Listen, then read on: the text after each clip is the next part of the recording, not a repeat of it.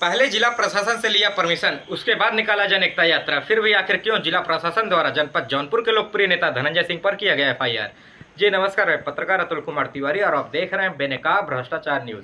चलिए दोस्तों, जैसा कि आप सभी को पता होगा कि कल 31 अक्टूबर को सरदार वल्लभ भाई पटेल जी की जयंती थी, जिसके उपलक्ष्य में सभी जनपदों में अलग अलग कार्यक्रम का आयोजन किया गया था। उसी के उपलक्ष्य में कल जनपद जौनपुर के पूर्व सांसद धनंजय सिंह द्वारा भी एक कार्यक्रम का आयोजन किया गया था, जन एकता यात्रा। जन एकता यात्रा के अंतर्गत तिरंगा यात्रा निकाला जा रहा था सरदार वल्लभ भाई पटेल जी के याद में।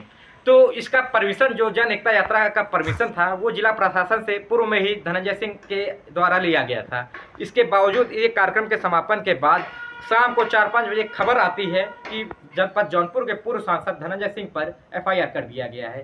तो ये एफआईआर आखिर क्यों किया गया है, ये एक सवाल बनता है जिला प्रशासन पर कि अगर उन्होंने पूर्व में ही अगर जिला प्रशासन से परमिशन लिया था इस जन एकता यात्रा पर, तो फिर क्यों इस पे एफआईआर किया गया। और जबकि ये जो जन एकता यात्रा था वो सफलतापूर्वक संपन्न हुआ, इसमें किसी तरीके की हुड़दंगे की खबर तो नहीं आई। लेकिन हाँ, ये खबर जरूर आई कि एफआईआर हो चुका है धनंजय सिंह पर। जबकि ये जो जन एकता यात्रा था, ये धनंजय सिंह अपने व्यक्तिगत राजनीतिक के उस पर नहीं निकाले थे। उन्होंने सिर्फ सरदार वल्लभ भाई पटेल जी के याद में एक यात्रा निकालने का आह्वान किया था, जिसके उपलक्ष्य में उनके समर्थन में खुद ही हजारों की संख्या में जनपद के लोग आए और उस जनपद इस यात्रा में शामिल हुए। लेकिन इसके बाद भी जिला प्रशासन ने आखिर क्यों किया इन पर एफआईआर, चलिए इसकी जानकारी हम खुद उनसे बात करते हैं। जनपद जौनपुर के पूर्व सांसद और जेडीयू के राष्ट्रीय महासचिव धनंजय सिंह से उनसे हम बात करते हैं और आगे की जानकारी लेते हैं, आखिर क्यों किया गया धनंजय सिंह पर एफआईआर और क्या क्या हुआ इस यात्रा के दौरान। धन्यवाद, बने रहें आप हमारे साथ, देखते रहें बेनकाब भ्रष्टाचार न्यूज। पत्रकार अतुल कुमार तिवारी के साथ। जी एकदम रोल है। यात्रा सफल रही कल आपकी? बहुत शानदार सफल रही यात्रा और पूरे जिले से कोने कोने से लोग आए। और मैं आप सब लोगों को आज इसलिए बुलाया, आप सभी लोगों को बहुत बहुत धन्यवाद देता हूं जिस तरीके से आप लोगों ने पूरा कवरेज दिया और एक स्थान दिया उस यात्रा को, और उसके लिए मैं आपका आभारी हूं।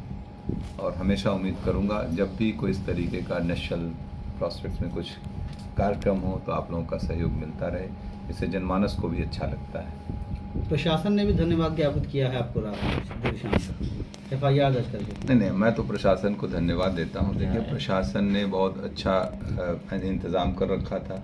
यात्रा शुरू होने से पहले यात्रा के समापन तक प्रशासन का रोल बहुत अच्छा था। जगह जगह बैरिकेडिंग थी और पुलिसिंग थी। चूँकि परमिशन लेके किया गया था, उसमें ध्वनि यंत्र की भी बात थी उसमें कि अब स्पीड क्या कितना है वो मैं भी आपके अखबार के माध्यम से ही जाना हूँ मैं। और म्यूज़िक सिस्टम था, कोई डीजे नहीं था। और प्रशासन ने तो पूरा सहयोग किया था। एफआईआर अगर करना होता, गलत अगर लग रहा था कि जैसे जहाँ से एफआईआर कराई गई कोतवाली से, वहीं पे सुबह ही हो जानी चाहिए थी। फिर एफआईआर 3 बजे एफआईआर होने का क्या उचित था। एफआईआर मुझे राजनीति से प्रेरित लगती है। कुछ लोग जो है जिनको ये यात्रा हजम नहीं हुई होगी, अपने कुछ कर नहीं सकते हैं। और दूसरा, कोई अगर सरदार वल्लभ भाई पटेल की याद में यूनिटी पूरे देश में मनाएगी, केवल जौनपुर की बात तो है नहीं, पूरे हम तमाम प्रदेशों के मुख्यमंत्री, हमारे बिहार में मनाया गया, हमारे उत्तर प्रदेश के मुख्यमंत्री जी, रक्षा मंत्री जी लखनऊ में मनाए, प्रधानमंत्री जी मना रहे, पूरे देश के सभी जगह जगह के सारे देश ने उत्सव के रूप में मनाया सरदार जी का जन्मदिन। तो यहाँ भी मना। पूरे देश में कितनी एफआईआर हुई है, बहुत सी जगह वायलेशन हुआ होगा।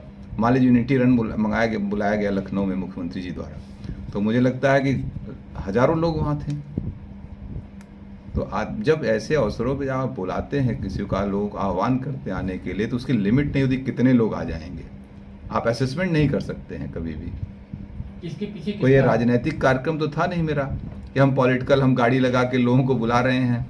ये था कि आइए सब लोग एक यात्रा मार्च किया जाएगा, यूनिटी डे मनाया जाता है तो यूनिटी वॉक करते हैं, जैसे यूनिटी रन होता है उसी तरीके से हम लोगों ने इसको यूनिटी वॉक के रूप में इसको दिया। और पूरा शहर के अंदर, और सुबह का इसीलिए कार्यक्रम रखा गया था। हमारा कार्यक्रम सुबह 8:30 का था। जब मैं घर से कार्यक्रम के लिए निकला तो मुझसे कोतवाल ने कहा कि सर थोड़ा लेट कर दीजिए, 1 घंटा आप प्रोग्राम को। वहाँ पे कुछ और राजनीतिक दलों के लोग हम दलों का नाम नहीं लेना चाहते, को माल्यार्पण कर रहे हैं तो थोड़ा आप 1 घंटा लेट कर देंगे तो क्लैश नहीं होगा। अरे हमने कहा हम लोग यूनिटी के लिए चल रहे हैं, क्लैश की तो कोई बात ही नहीं है, ठीक है कोई बात नहीं। आप इसलिए हम लोगों ने 9:30 बजे यात्रा निकाली, नहीं तो ये था कि सुबह 8:30 बजे निकल के यात्रा खत्म, तब ना दुकान खुलती है ना कोई बात होता ना शहर में कोई वो। और हमने रूट मैप डिसाइड कर रखा था, एक दिन पहले एसपी सिटी, सीओ सिटी, कोतवाल सभी को बता दिया गया था इस रूट से आएंगे, ऐसे ऐसे जाएंगे और कितनी भीड़ हो सकती है ये भी बता दिए थे। क्योंकि जिस तरह से लोगों के फ़ोन आने लगे थे हमारे पास या ऑफिस में और लोग अपने से स्वतः बात करने लगे थे, मुझे लगा कि इसमें 5-6 हज़ार लोग आ सकते हैं। हमने बता दिया था, उन्होंने कहा मुझसे कितनी भीड़ हो सकती है, हमने कहा 2,000 भी हो सकती है, 5,000 भी हो सकती है, 10,000 भी हो सकती है, कौन असेस करेगा कितनी भीड़ हो सकती है, लेकिन हमें लग रहा है भीड़ हो जाएगी। ये बात हमने पहले भी FIR किस वजह से कराई गई? ध्वनि प्रदूषण फैला नहीं, कोई ध्वनि प्रदूषण नहीं था, ना कोई डीजे था, साउंड सिस्टम था। ये था कि साउंड सिस्टम इसलिए रखा गया था कि ताकि लोगों को कंट्रोल किया जा सके, लोग माइक से बोल सके, कि अनुशासित रूप से चलें, सबको वहाँ पे दिशा निर्देश देते रहा जाए। और पूरे यात्रा के दौरान भारत माता की जय, वंदे मातरम, हिंदुस्तान जिंदाबाद, सरदार वल्लभ भाई पटेल अमर रहे, इन्हीं नारों से गूंजता रहा है पूरी यात्रा। और किसी का कोई एक व्यक्तिगत न वो उसमें नारे लगे ना कोई बात रही। राजनीतिक द्वेष की बात आप कर रहे हैं जी। मुख्यमंत्री के निशाने पर कभी हो जाते हैं आप, कभी पूर्व मुख्यमंत्री दो बसपा के, सपा के, भाजपा, सब के निशाने पे आप हो जाते हैं। दोष सबसे है तो मित्रता कहाँ है? नहीं, हमारा किसी के साथ द्वेष नहीं है। आप क्रिकेट खेलते हैं, अखिलेश यादव आपको तुरंत टारगेट कर लेते हैं। मायावती कई बार आपके खिलाफ बयान दे चुकी है शुरुआती दिनों में।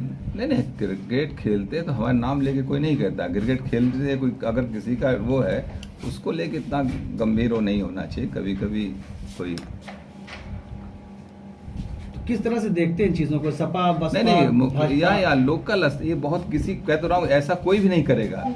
कोई भी राजनेता किसी भी दल का हो ऐसे अवसरों पे एक कृत्य करेगा ही नहीं। जो नासमझ होते हैं, जिनको लगता है कि हमारी जो यहाँ लोकल स्तर पे जो लोग होंगे, जिनको लगता होगा कि इनकी पॉपुलैरिटी ज़्यादा है लोगों के बीच में, जो स्वयं लोगों को कभी वो नहीं कर पाते, वैसे लोगों को होगा जो जिनके दबाव में प्रशासन से FIR कराई गई। तो आज को ऐसी स्थितियाँ ही हैं कि बगैर सत्ताधारी के तो FIR नहीं हो पाएगी। क्यों करेगा कोई?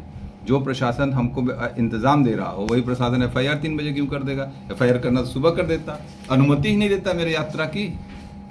तो इसलिए प्रशासन को नहीं दोष दे सकते हैं। प्रशासन का कभी कभी जितनी संख्या थी, संख्या से अधिक। मैं भी तो कह रहा हूँ कि ऐसे मौकों पे आप असेस नहीं कर सकते कितने लोग आए। इसीलिए मैंने स्पष्ट अपने जो अनुमति मांगी थी उसमें मैंने लिखा था कि यात्रा फला जगह से प्रारंभ होगी, फला जगह तक जाएगी। उसमें संख्या बल दिया ही नहीं गया था। और एक सेट प्रोफार्मा है प्रशासन का, वो जो है उसी पे लोग कर देते। आज भी कोविड के सारे नॉर्म्स के साथ परमिशन दिए जाते हैं, जबकि कोविड नॉर्म्स कहीं नहीं फॉलो किया जा रहा। कोई मास्क लगा घूम रहा है, कहीं सैनिटाइजर यूज हो रहा है। क्या लगता है कि हाथ में तिरंगा की जगह भगवा होता तो शायद FIR नहीं होती?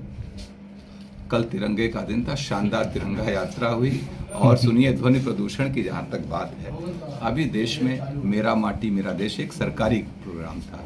जगह जगह लोगों ने डीजे बजाते हुए गांव-गांव जाकर मट्टी इकट्ठा की अमर शहीदों के उस पर जो स्थली बन रही दिल्ली में, और उसके साथ तिरंगा यात्रा लास्ट ईयर थी जब अमृत महोत्सव मनाया जा रहा था। पूरे जिले में तिरंगा यात्रा, हमने खुद कई जगह तिरंगा यात्रा का रुक रुक के स्वागत किया है। डीजे बजाते हुए लोग जा रहे थे। आप बताइए कहीं पर अनुमति ली गई? ऐसे उत्सवों के अवसर पर अनुमति छोटे छोटे, मैं तो कह रहा हूँ मुख्यमंत्री जी ने कहा है, कांवड़िया यात्रा थी जब, तो कांवड़ लोग डीजे बजा के जा रहे थे, उस पर भी उन्होंने कहा कि भाई डीजे, इस पर कोई अनुमति की जरूरत नहीं, लोग बजाएं। आप पढ़ लीजिए, अखबारों के माध्यम से हम लोगों ने देखा। इस यात्रा तो ऐसे 2024 का शंखनाद माना जाए? नहीं, ये यात्रा सरदार वल्लभ भाई पटेल जी के याद में थी। और सबसे जरूरी बात इस बात के लिए पूरे देश में हर जगह यूनिटी रन, यूनिटी वॉक हम लोग